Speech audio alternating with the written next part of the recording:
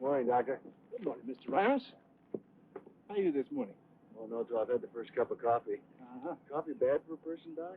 Only if you drink too much, Mr. Ramos.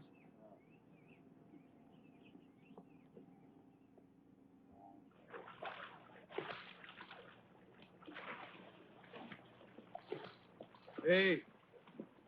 Morning. Did you have a nice run? Yeah. You were asleep when I left. You were asleep when I got home last night. Well, you know me and the late show. Sure do. Staying home today? Well, I thought I'd go in this morning and bring some of those medical records up to date. I'll be back as soon as I can. Mac, it's Sunday. I know, but it's the only chance I get. Okay. Kids up? Watching cartoons. I'll start the coffee. I already did it. Thank you. I've got 10 more laps to do. Don't let me stop you.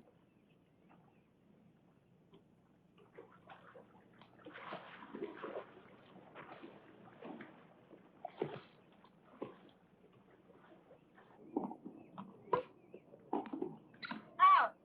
Game! Out? What do you mean out? By a foot at least. Yeah, what's the score? 5-3. Okay. Yes, sir.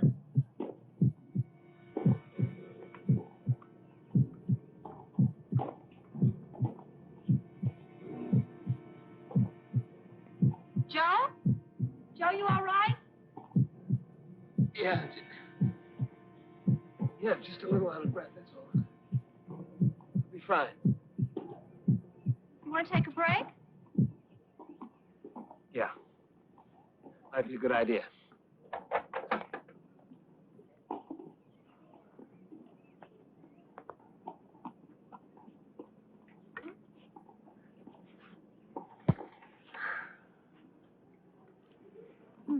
Question.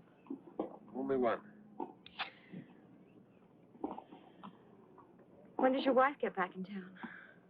They get back tomorrow afternoon sometime.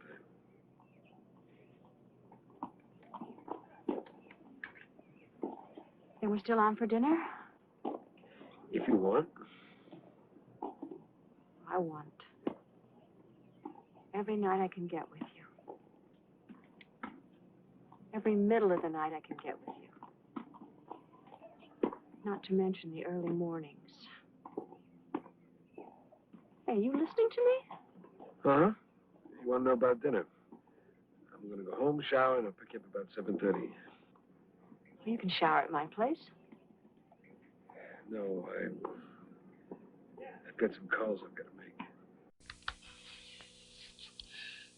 Patient's name, Norman Stanbury, age 55, seen last March for annual physical. STT wave changes indicated during stress EKG. Patient subsequently put on low-fat diet and entered into exercise program at Westside Y.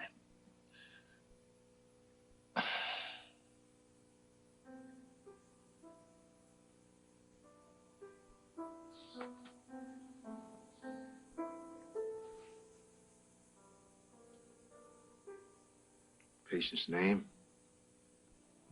McCarthy St. Clair, age 37, cardiologist. Aneurysm of the marriage. Patient suffering severe anxiety and attempting to treat the condition by working on Sunday afternoons in order to avoid confronting condition. Prognosis still in doubt. Treatment thus far. Putting head in the sand. Hello? Doctor service. My name is Joe Hamill. I am trying to reach Dr. Richards, please. Doctor is on will call. We expect he'll be checking in within the hour. Would you like to leave your number, Mr. Hamlish? Hamill. Yes, sir. And what's your number, please? I'll have the doctor call you when he checks in. Call in about 4. Would you like to leave your number, please?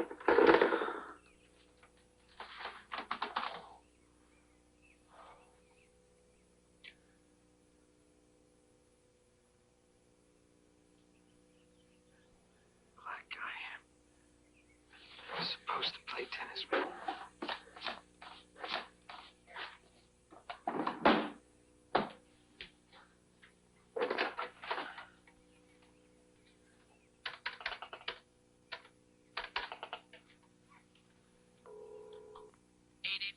Doctor isn't in. Hello, Dr. St. Clair. I'm sorry, Doctor. I didn't know you were in. Go ahead. Hello? Hello, Dr. St. Clair. You may not remember me. My name is Joe Hamill. We met about 3 months ago at the Cancer Society's fundraiser. We talked then about getting together, trying to play some tennis sometime. Sure, I remember you, Mr. Hamill, but I'm afraid there's no way I can break loose to play any tennis today. See, I'm pretty busy here trying to straighten out some records. No, Doctor, that's not why I'm calling. Maybe it is, really. See, I was playing tennis earlier today, and I guess I pulled a muscle or something. Mr. Hamill, I'm sure rest and applied heat would take care of that very nicely. Right now, I'm trying to do some very important things. I've pulled muscles before, you know. This is not like any of those other times. I'm nauseous, and I've got a kind of pain that starts right below the breastbone and down my left arm, too. It sure looked like any other pull muscle I've ever had. Mr. Hamill, frankly, you caught me in a lie. I don't remember you. Forgive me? Could you tell me how old a man you are? Uh-huh. Now, this pain down your arm, is it steady or does it throb? Steady. Is there anyone there with you, Mr. Hamill? No, I'm by myself. Mm-hmm. Where do you live? On Rose Street, near Talmadge. Not too far from Webster Memorial, then, huh? About 5 blocks. Okay. Now, I want you to humor me a little bit, Mr. Hamill. The chances are this pain you've got is nothing. But I think we better get you down to the emergency room at Webster Memorial. Check this thing out. The emergency room? No. Don't get hyper on me, Mr. Hamill. I'm a cardiologist, and that's the first thing we want to check out. Standard procedure. Just let me take a listen to your pump, and chances are you'll be home in time for your first martini. I'm on my way. Hamill? Hamill! Ah. Check. This is stupid. Rules. Stupid rules. Hospital. Stupid hospital. Right.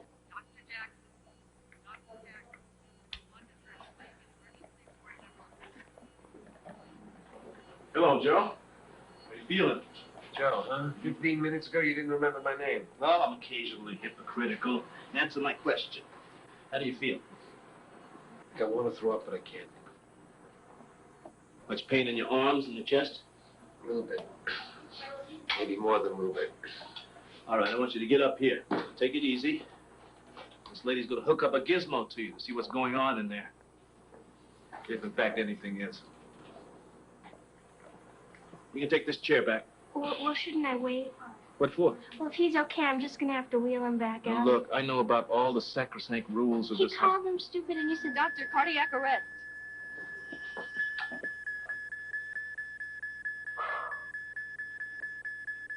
He's in the V-fib. Code blue. Car coming in.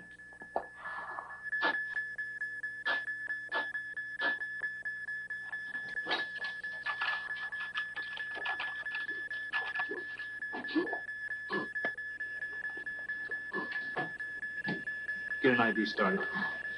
Let me have 400. 400. All right, stand clear.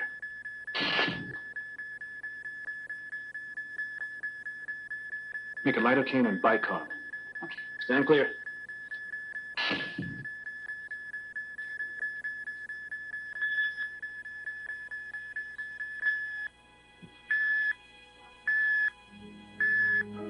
Okay. Got him back. Get that IV ready. Lidocaine drip. Get a 12 lead on it. Move it.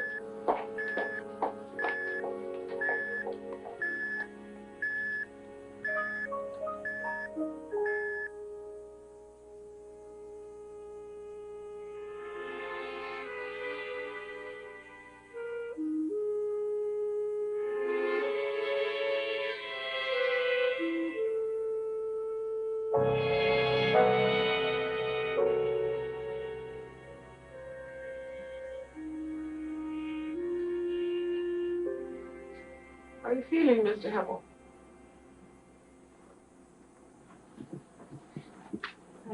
Here. This will help.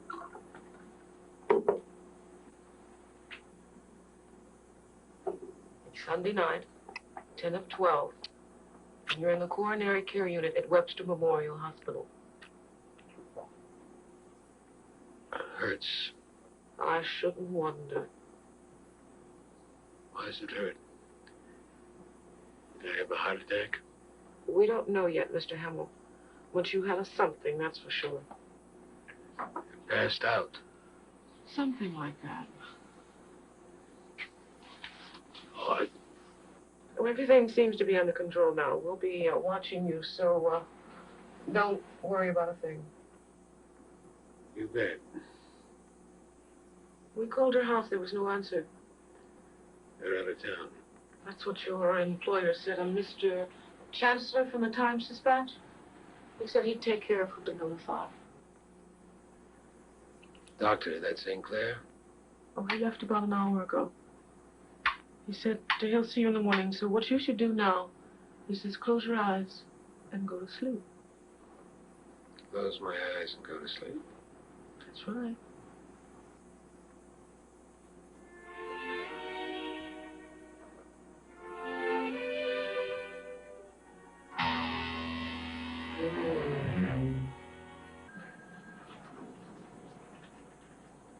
Good morning, Stace. Morning, Doctor. Oh, Mendel's called a staff meeting for 10 o'clock. Tell him I'll be there. We really need the information, and if I hang up, the way this switchboard's been working, we'll never get through to you people again. Morning, Doctor. Good morning. How's Hamill doing? Well, he got a little sleep. Restless most of the night, though. I can't say that I blame him. Any coffee? I'll bring you a cup.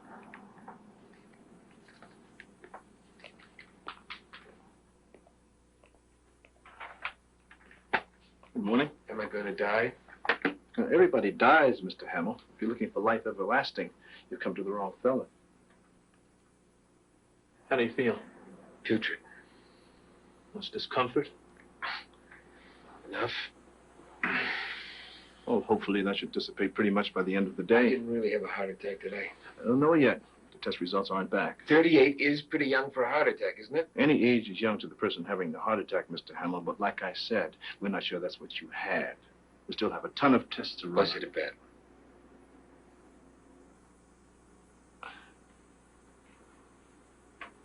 They don't have any good ones, Mr. Hamill.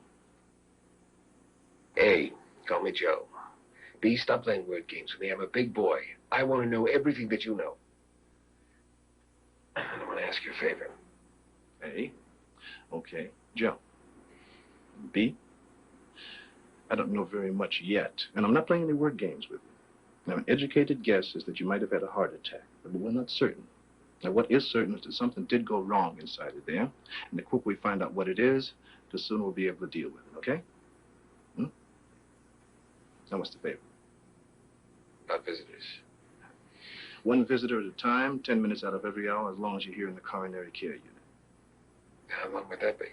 That depends on what those tests show. Well, I might need 2 shifts, Doc. You just lost me.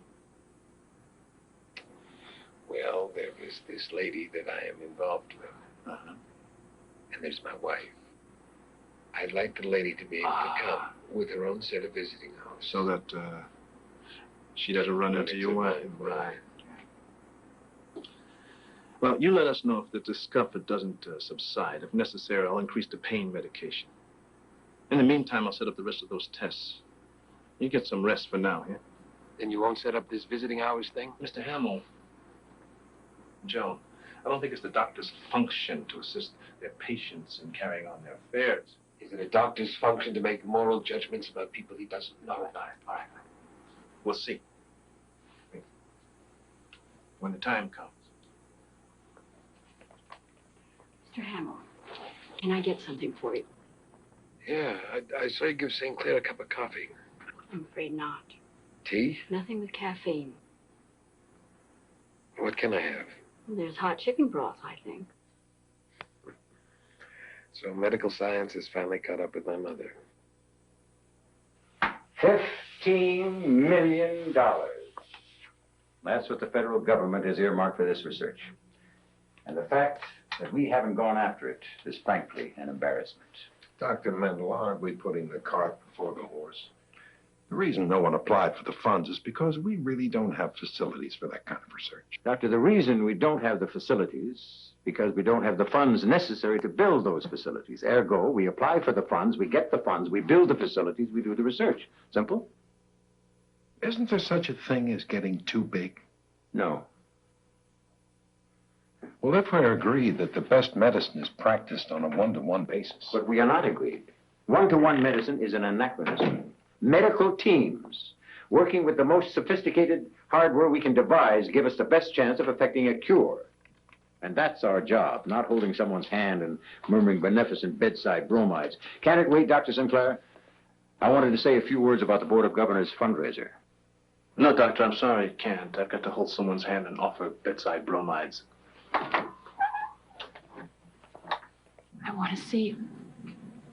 Why can't I see him? Mrs. Hamill, you can see him tomorrow. But first, I think that we should talk. I want to make sure you understand his condition. Is he dying? No, I don't believe so. He's had a coronary event of some sort, but we don't know how bad it was yet. They said he's in critical condition. Oh, Mrs. Hamill, until he's finished with these tests, we have to follow certain procedures, and one of those procedures is initially listing anyone in CCU as being in critical condition. I don't understand this. I don't know what to do. I don't know what to say. I don't know how this happened. I mean, it's like some hideous nightmare. I know how concerned you must be, and I guess about all I can say at this point is that we're doing everything we possibly can to find out how extensive the damage is. And I'll tell him that you were here. I'm sure that will do him a world of good. Truly. Are you sure I can't see him today? Please. No, I'm sure. Thank you, Doctor.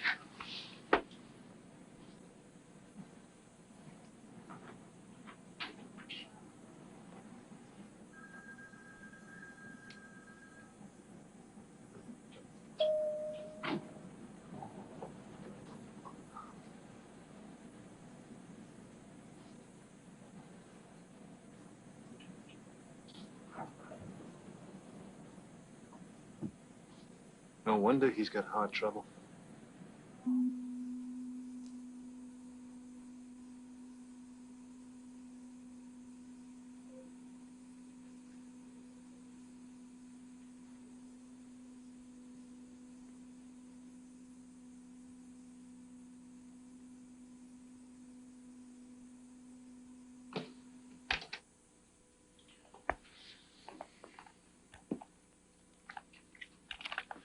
How am I doing? Just fine. Good evening. Evening, Doctor. If you ask how I'm feeling, I'm going to go right for your throat. I'm not going to ask. You slept well enough. You ate reasonably well. You were able to cut back on your pain medication without you climbing the wall, so I'd say you're okay.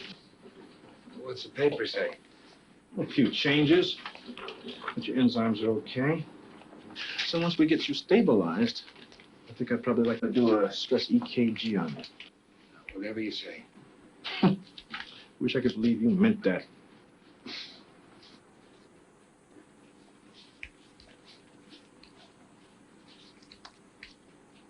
Your wife was here today.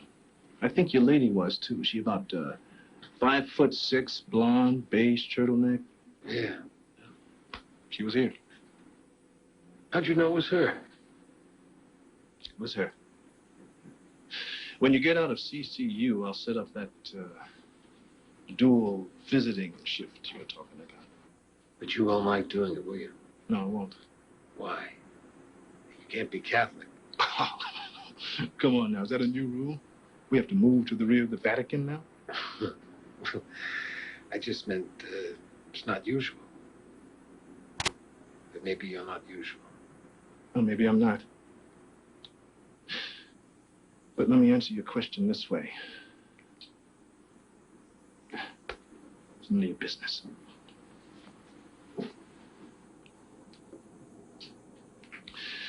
But I will say this much. You're trying to get out of a marriage, and I'm busting my hump trying to keep one together.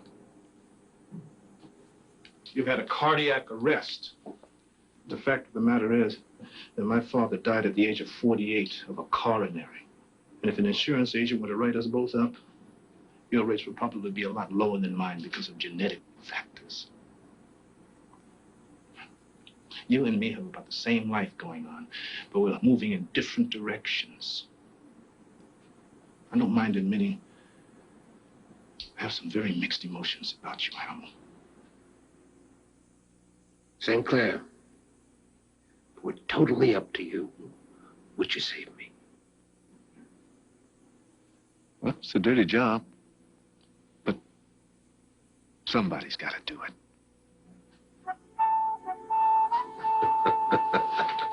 Good night.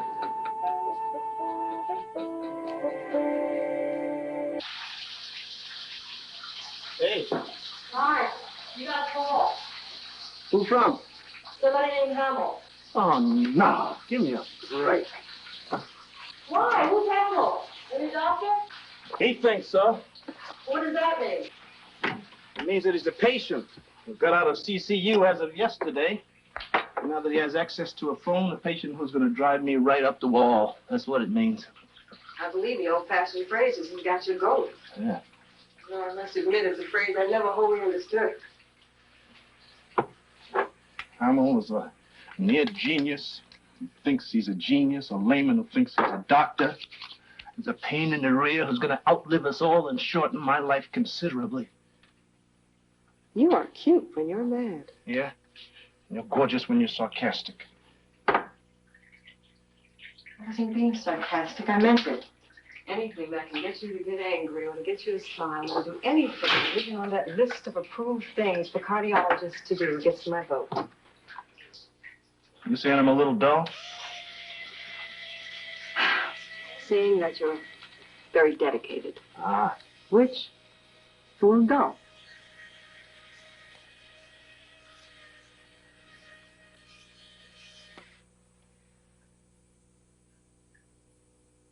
It's been a long 15 years, hasn't it? It was a very short 12 years. It's been a very long 3 years after that.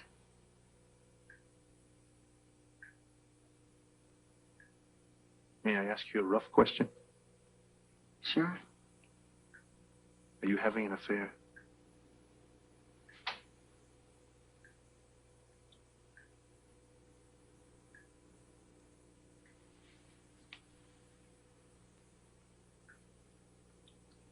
There's two answers.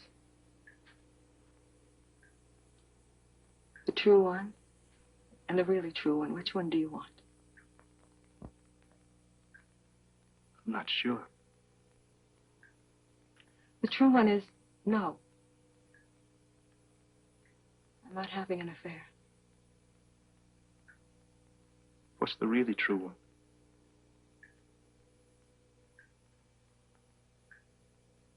The really true one is no. I'm not having an affair anymore.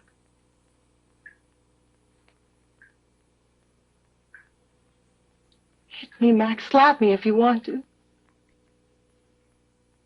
Because doing nothing hurts me more than anything you could do with your hands.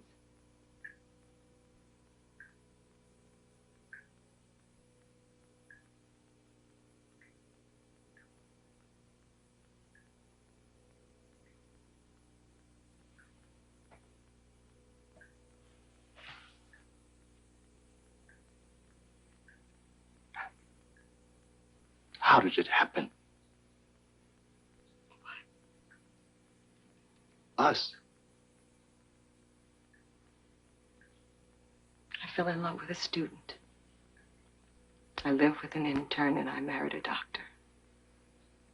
Every step up was a step away.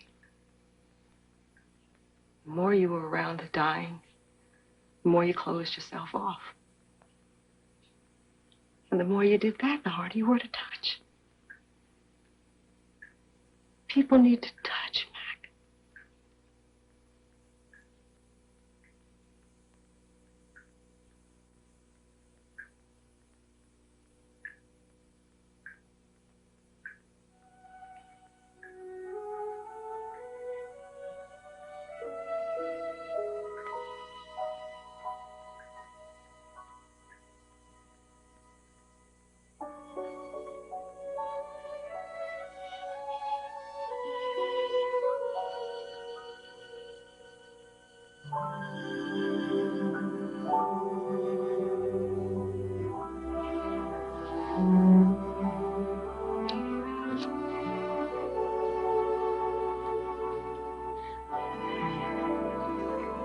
Where are the kids?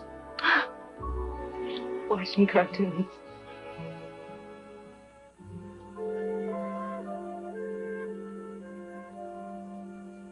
Let's not pull the plug on us yet.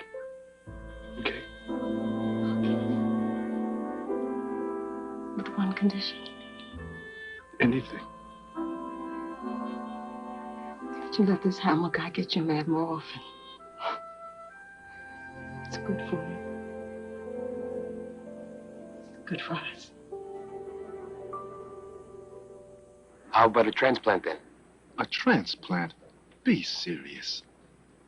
Doctor, I'm asking you a question and it concerns my heart. I can assure you I'm very serious. Okay. Hold up your hand. Turn it around. Now look at your little finger. The area of your heart that seems to be affected is about the size of your little fingernail. Not exactly worth ripping the whole thing out for. They're having a lot of success with transplants at Stanford. Yeah? And the reason they have is because they weed out crackpots like yourself who don't need that drastic procedure. Then what? A bypass? Hamill, will you give it a break? We still haven't finished some tests, but we already know by what we have so far that you don't need a bypass. Why don't I? Because you don't have a major cardiac insufficiency. Says who? Says your coronary angiogram. As interpreted by? Me. And I'm your doctor, and I'm very good at what I do. I know. I checked you out. You did what? Look, it's my heart. I made a few calls. I'm a newspaper man, remember? You ought to feel good you checked out okay. I wasn't aware that I needed to be checked out. Doc, we're not the Corsican brothers. I have another cardiac arrest. You don't die. I do. Doctor, could I get you some more milk or something? No, thank you, Mrs. Hamill. Well, Joe, I guess I really should be going. I have to pick him up from a recital. Sure thing, I know. No problem. Are you sure you won't be lonesome without me tonight? I mean, I can get a sitter if you want. No, there's a game on the tuba. I'll be fine. Give the kids a kiss for me, okay? Yeah, I will.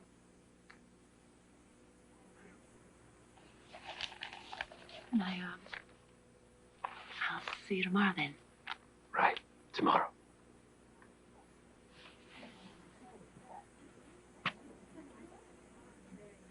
Goodbye, Doctor. Good night.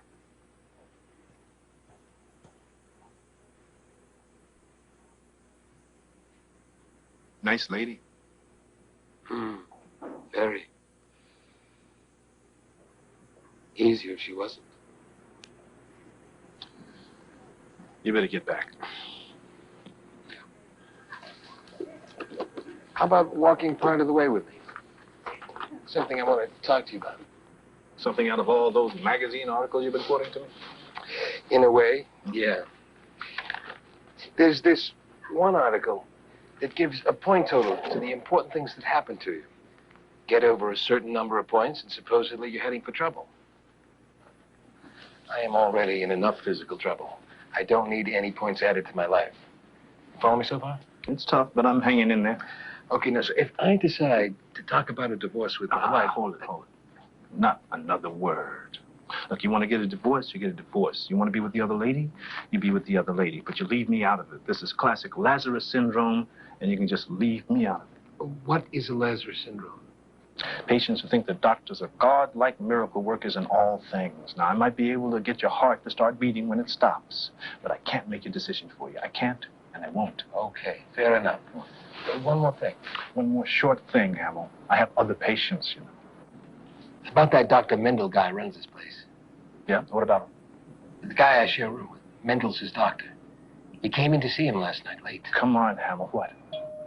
I'm pretty certain that your esteemed head doctor is a junkie doctor.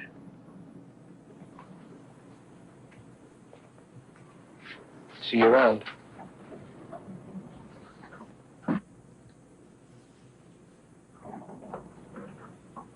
What are you talking about? Dr. Mendel has one of the finest reputations of any... We'll talk.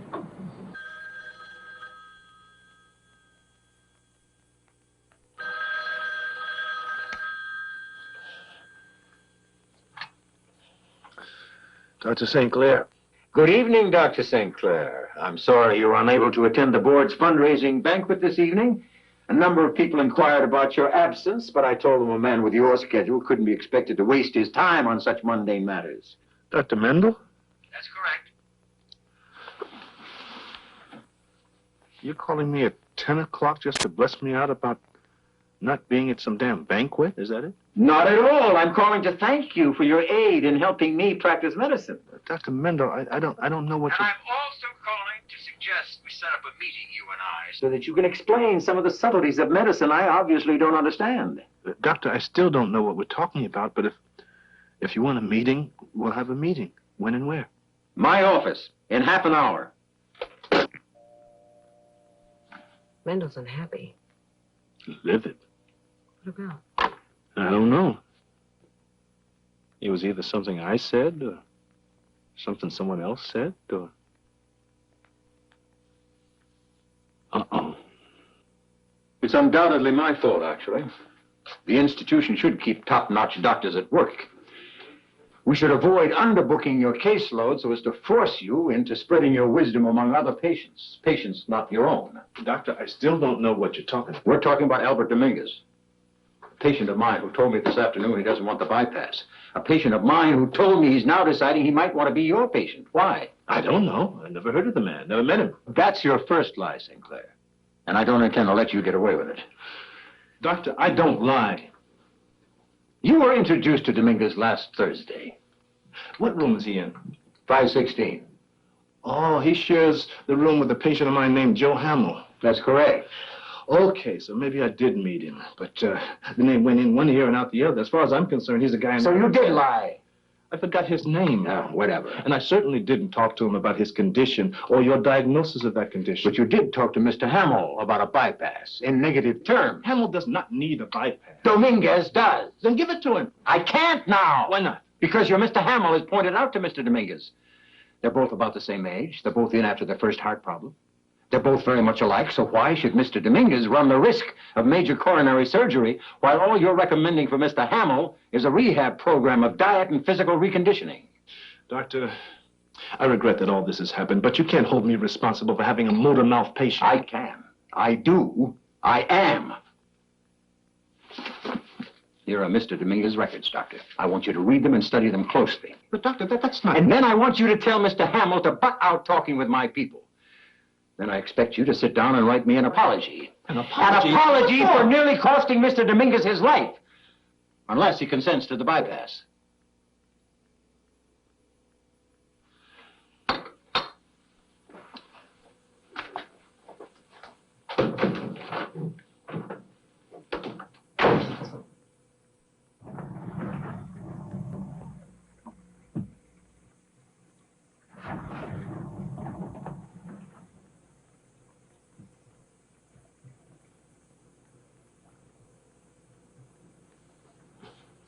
Good evening, Doctor. You must be Mr. Dominguez. We met last Thursday. So I'm told. What are you doing out here, Mr. Dominguez? Reading my newspaper. I mean, what are you doing out here in the hallway? For real? Yes, Mr. Dominguez, for real. Now, if a nurse comes along, I tell her I'm heading for the job, you know. You have a laboratory in your room, Mr. Dominguez. I tell the nurse that Hamill is using it. I got a Mr. real bad. You said your answer was going to be for real. Well, I'm sort of giving my roommate giving him some space, you know. Well, why should Mr. Hamill need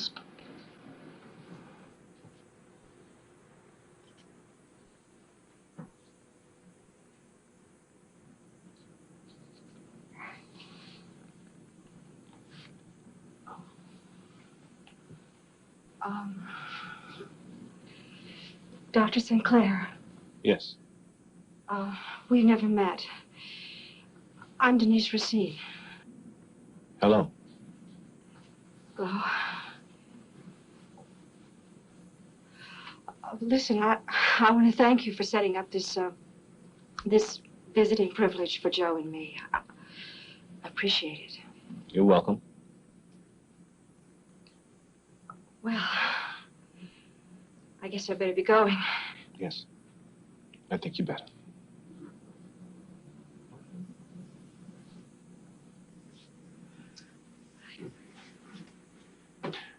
Mr. Dominguez, why don't you read your newspaper a little while longer?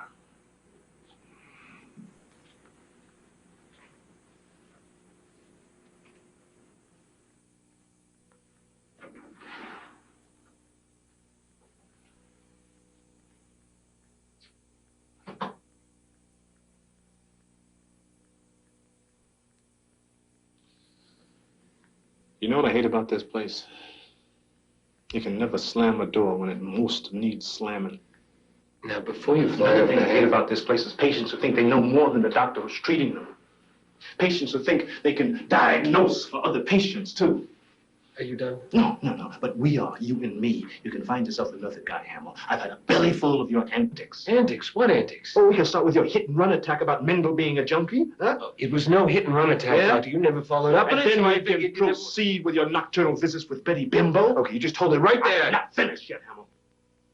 Next, we're going to talk about the kind of ego it takes to presume to tell that poor man sitting out there in the hallway that Mendel's treatment is not warranted. Okay, let's talk then. No, I got nothing to say to you. You gutless wonder, you owe me 30 seconds.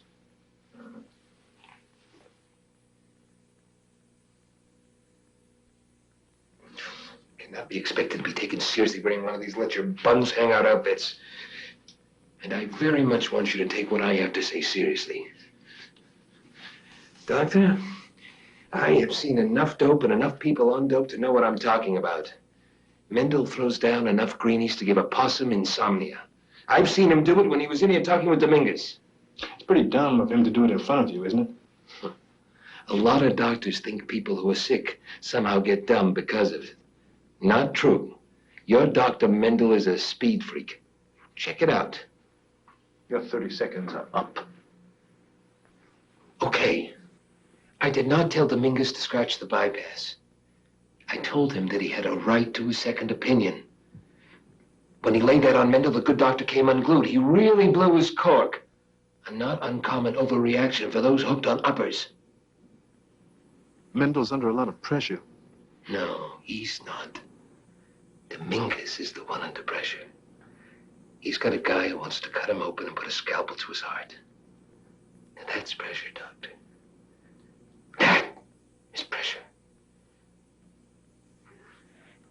If you ever call my fiancée a bimbo again, I am going to knock you on your can so hard you will need a plumber to remove the floor tiles.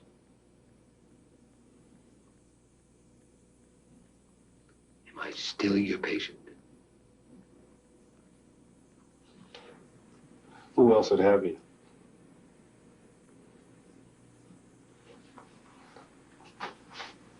Good night, Mac. Good night, Joe.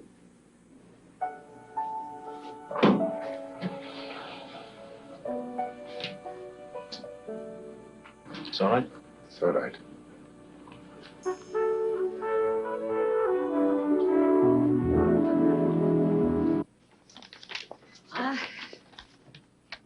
Oh, what's this? X-rays of Mr. Dominguez and a videotape of his angiogram. Dr. Mendel said you wanted to look him over.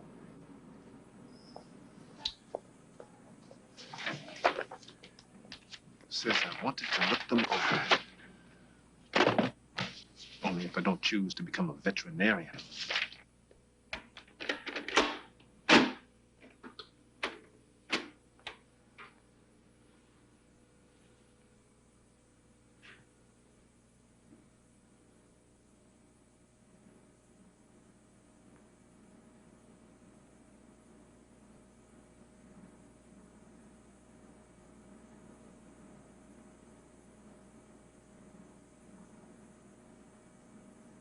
Again.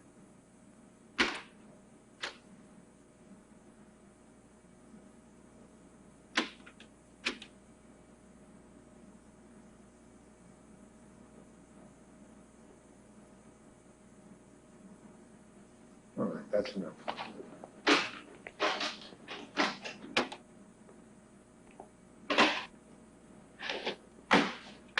Well? Well, in technical terms, that's not what you'd call a zippity-doo-dah heart. Agreed. Can I ask you a question? Sure. Why did you want to consult on this? There's no hidden messages in what I looked at. That guy's in bad shape. Yeah, I know. Don't you think he should have the bypass? Well, after a look at this, nothing else to think.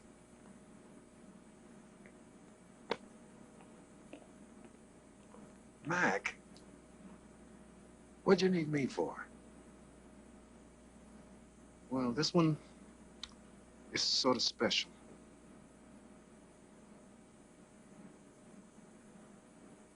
Thanks.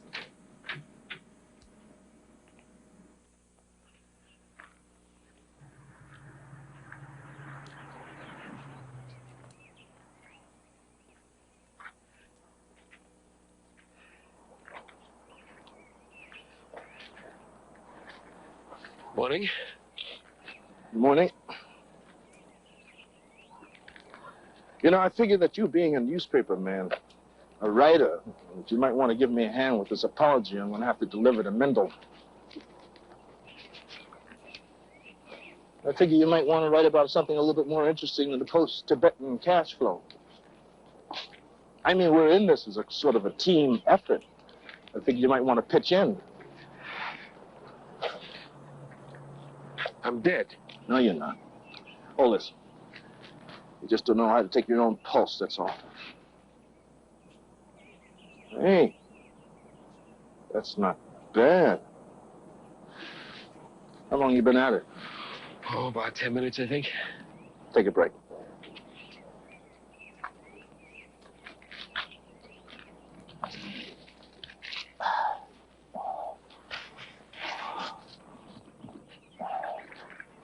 How come you're not yelling? What? Well, if you were really steamed, you'd be all over me.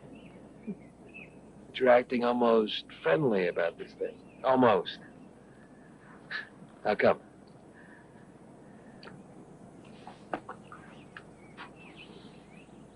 Caffeine. How come so friendly, Doctor?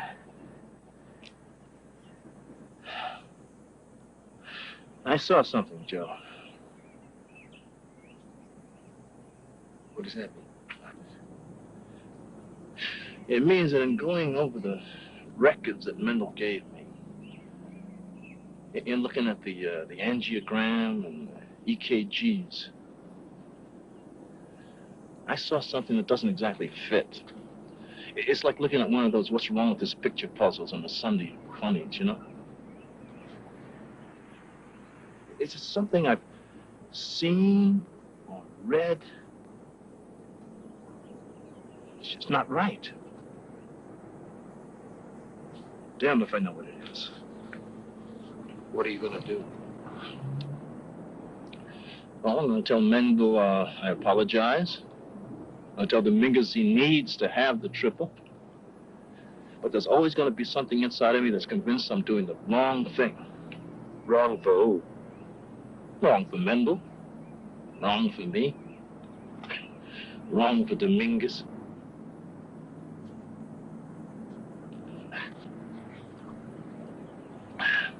You better get back to work. I don't want an operation, though. If I can get better without an operation, then that's what I want to do. I'd vote with you, Mr. Dominguez, if the facts warranted that kind of therapy, but they don't. You have a severely advanced case of coronary artery disease. I've seen the tests that Dr. Mendel has run on you, and I agree with his conclusions. You think I should have this bypass thing? Well, I've seen the tests, Mr. Dominguez, and I can't ignore what I've seen.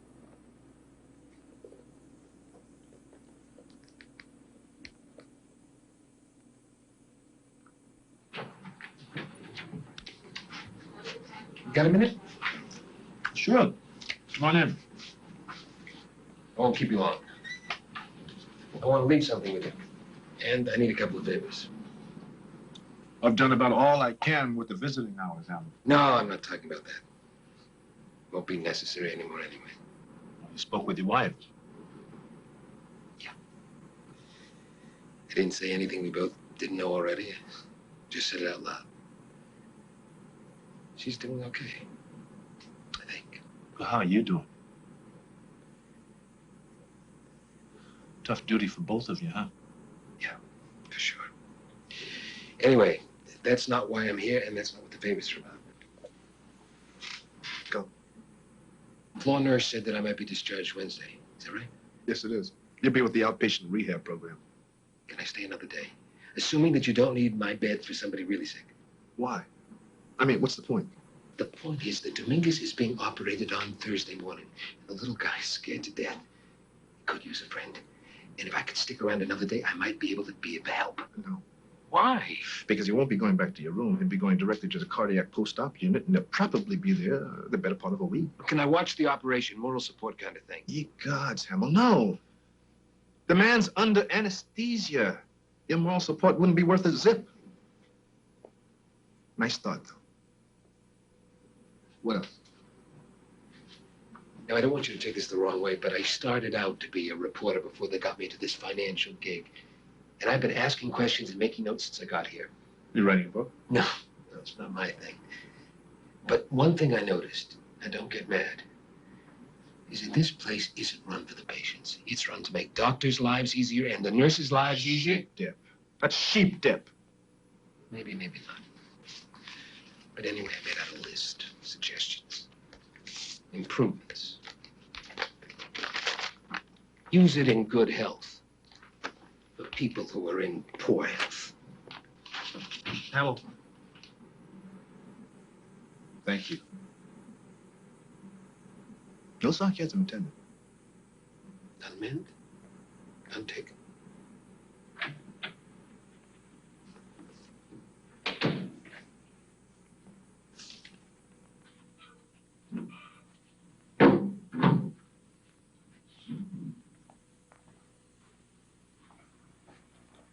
Your girlfriend coming to pick you up? Yeah, do any time. I'm gonna miss you, man. Hey, I'm gonna be in the outpatient program. I'll be here 3-4 times a week. You ever think of dying?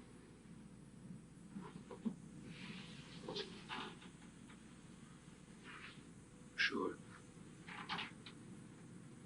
I'm afraid. I'm afraid I might die tomorrow, man. I think anytime anyone opens you up like that, you've got a right to be afraid. You'd be an idiot not to be. Come here a second.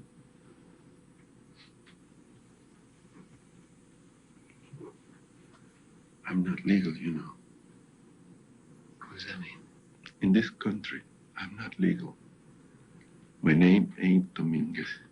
It's Herrera. Guillermo Herrera. You remember that, okay? Okay. Why is it so important? If something happens to me, I want you to make sure that they put the right name on the stone. Nothing's gonna happen. But if it does, you'll be here tomorrow to make sure they get it right. Okay. Well, I don't think St. Clair will let me. Please, man. It means something to me. Please.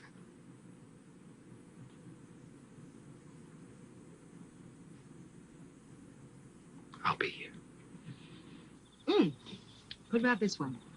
Allowing conjugal visits between spouses when one's been in the hospital for over a week and their physical condition permits it. Already goes on all the time. You're kidding. Not officially, of course, but the nurses generally know what's happening. When a husband and wife ask not to be disturbed, they tend to look the other way. Well, why not make it official then? Because Mendel would have a stroke, and the board, all of whom are overworked, would have to be reminded what the purpose of a conjugal visit is. Well, given a choice between being a patient in your hospital and a prisoner in a Mexican jail, I think I know which one I'd choose. Which one? Hey, Dad. Yeah? There's some people out front to see you. The guy says his name is Hamill. Okay.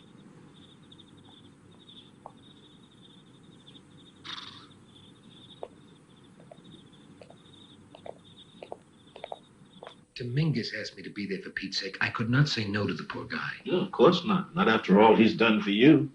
Standing sentry duty and whatnot. I was striving for cardiovascular benefits. Could we please change the subject? Denise, would you like to help me with the cake? Absolutely. Here you go, Joe. Thanks. You're entitled to 1 cup. How many are you entitled to? All I want. Rank has its privileges. I can see that. You figured out what isn't kosher about this thing with Dominguez? All I found out is that your distrust of doctors is catching, even to a doctor. But you said something didn't add up. Yeah, until I can specify what that something is, that's about all I've got, is an unfounded charge that could ruin the career of a man that built that hospital into one of the finest cardiovascular units within 1,000 miles. Not to mention all the doors he opened for me, the ones I couldn't do myself. Boy, you doctors sure stick together. Yes, we do. If I was a baseball player, you'd call it teamwork. If I was a reporter, you'd call it professional courtesy. But since I'm a doctor, it's suspect, huh?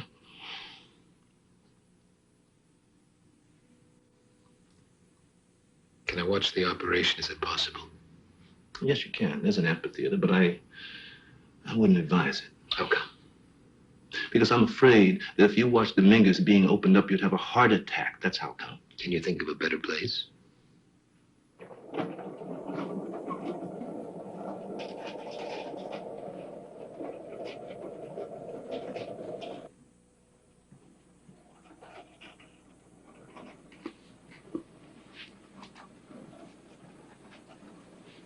How you doing? I'm fast. I got me a front row seat for this thing. Anything goes wrong, you're near the guy that goes. Nothing is going to go wrong. Be a piece of cake. I was in a car accident when I was a kid. They operated on me then. Take out some ribs here. I guess this is a little more complicated. Piece of cake, I'm telling you. There's a postcard on my nightstand next to my bed. It's got the address of my family on it. Something was screwy. You'll write and tell them. Nothing's going to happen. It does. Yeah. I'll take care of it. Don't worry.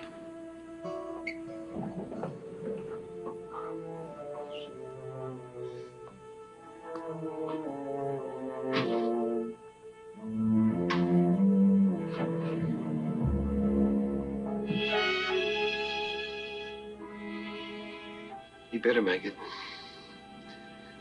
Because if he doesn't, I have to write a letter to his folks in a foreign language.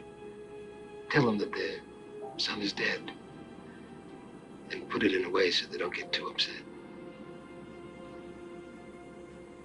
That's gonna take some kind of letter.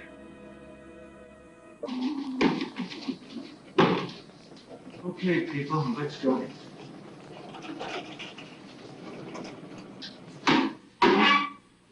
Okay, hello, Mr. Dominguez. Okay, we're just gonna scoot you over to this other table here. Okay, there you go.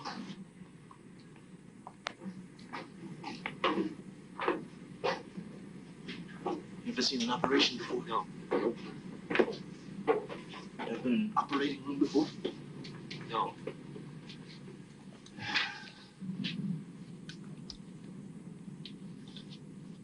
Okay.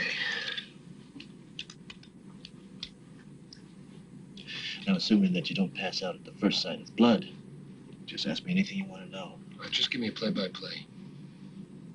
I don't understand a thing that's going on down there. Like, what are they doing down there now? Edwards, the anesthesiologist. He's probably telling him what to expect to feel when he starts administering the anesthetic.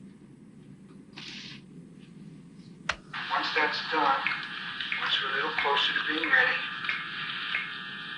I'm going to give you some. I'm going to ask you to start counting backwards from 100. Chances are you'll probably get to about 91. Next thing you know, you wake up in a cardiac surgical unit. Is that clear? Yes, sir. That's clear. Take this.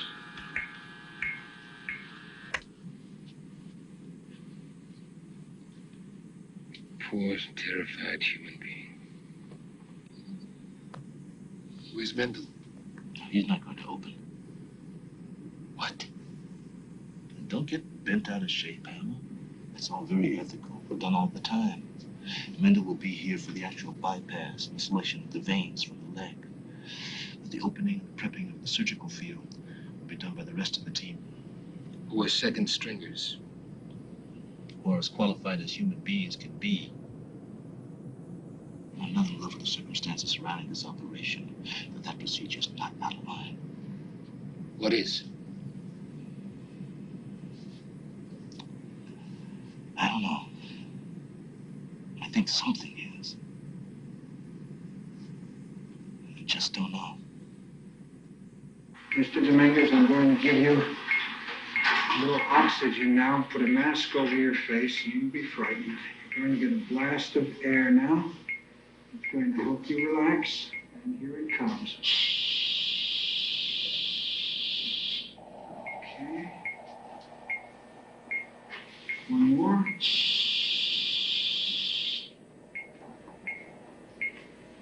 All right.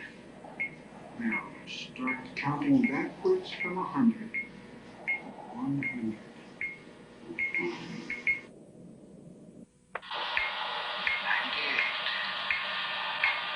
97, 96,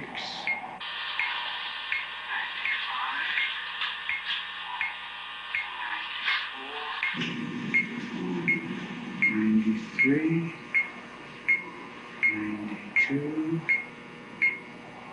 91. Fringoscope.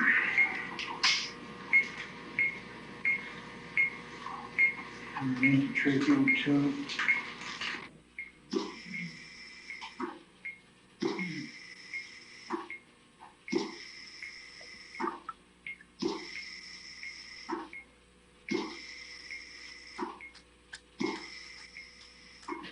That's some kind of disinfectant? What? Stuff they're putting on him, is that some kind of disinfectant? He had ribs. What? The guy in the angiogram. And the x-ray I looked at, he had all of his ribs.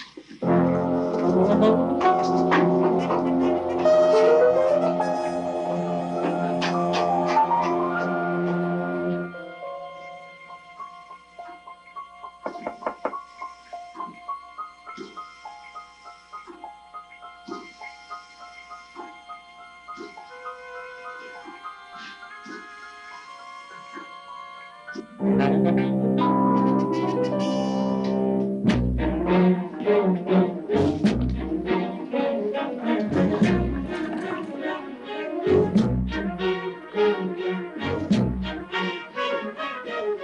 I know I'm just a layman. Do you mind telling me what in the hell is going on around here? Get the lights. In 1953, his record said that he was in a car accident, and 2 of his upper ribs were surgically removed as a result. That's not him. It's not him. Look, will you fill me in? This is an angiogram. It's what had me convinced that a bypass was a necessary procedure. But Mendel gave me somebody else's angiogram.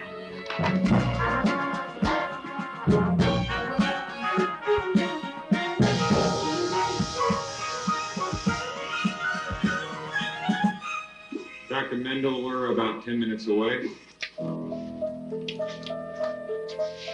Thank you, Doctor. Keep me posted.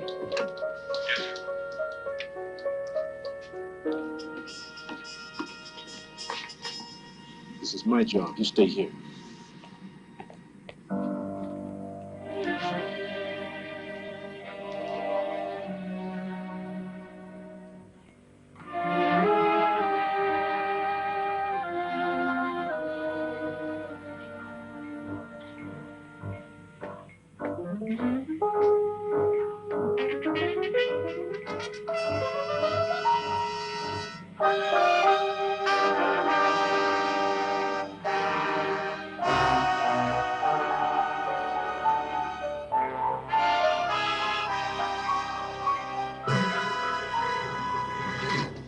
This is a sterile prep. Doesn't matter. It doesn't? No. Not as long as you agree to cancel that bypass on Dominguez. I'm sure you have your reasons, but I don't want to hear them. Because he doesn't need a bypass, Doctor. And every second that he's under anesthesia, his life is being risked needlessly. And I'm terrified that maybe you're well aware of it. I beg your pardon. It's got his name on the label, but it's not his angiogram. Well, maybe some names got mixed up. Maybe. Hopefully that's what happened.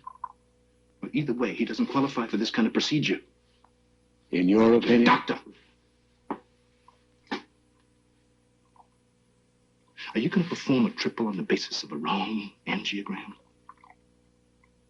Almost ready for you, Doctor. He's in good shape. Thank you, Doctor. That operation can't take place. I won't allow it. You won't allow it? St. Clair, will you grow up? His heart is strong enough to take it. But he doesn't need it. That's unnecessary surgery, which is unnecessary risk. St. Clair, you and I go back a lot of years. And there's an oath that goes back a whole lot farther.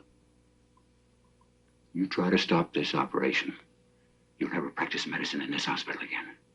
And if you go ahead with it, you'll never practice medicine anywhere. So help me God.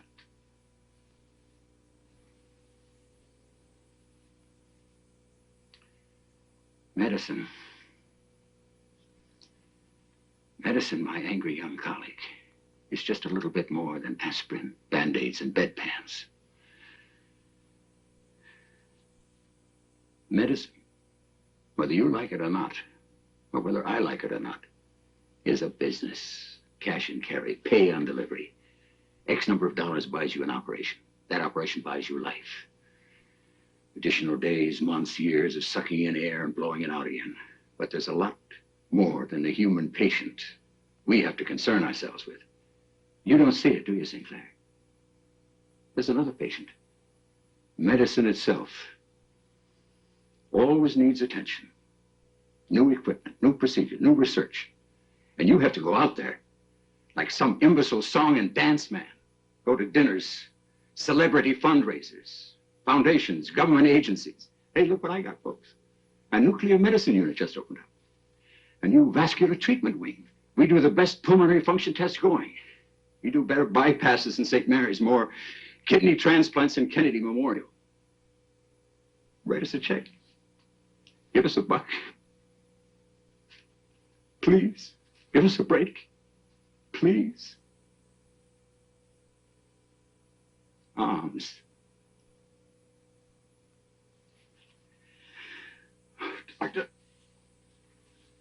I'm so tired.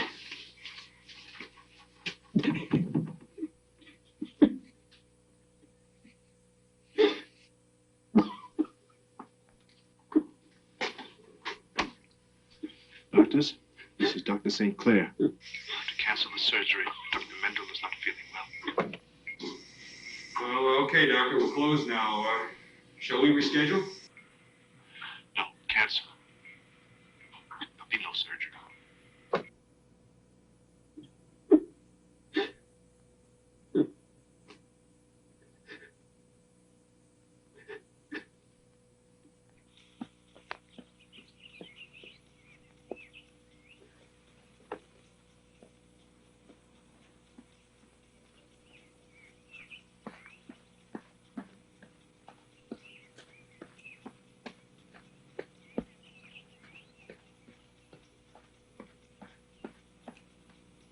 When you get to the water fountain, check your pulse. And take a 1-minute break.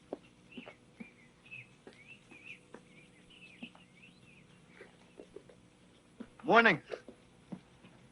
Well, hi.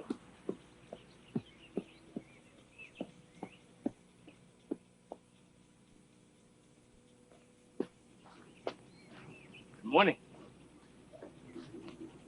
Hiya. I'm here every morning. First time I ever saw you. What's up? Digging for clams. Always best at low tide. Tide's really low this morning. Funny. Real wet. Hey, What? aren't you supposed to rest for a minute? Oh, yeah.